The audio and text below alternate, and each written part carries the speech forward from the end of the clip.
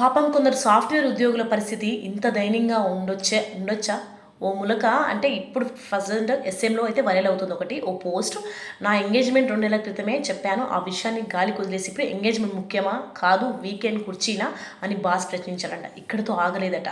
ఇకపై పెళ్లి చేసేవారి కంటే పని చేసేవారికి పనిస్తామంటూ చెప్పాడట. గంటలు గంటలు జాబ్, కాల్స్, మళ్ళీ మాటలు.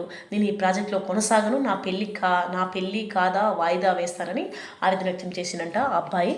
సో మరి ఎలా ఉన్నారంటే ఇప్పుడు ప్రజెంట్ సిచ్యువేషన్స్లో వాళ్ళ పెళ్ళి ఎంగేజ్మెంట్ అంటే కూడా లీవ్స్ ఇవ్వకుండా పెళ్ళి ఇంపార్టెంటా వర్క్ ఇంపార్టెంట్ అంటే వర్కే ఇంపార్టెంట్ అని చెప్పి వర్క్ చేయాలంట.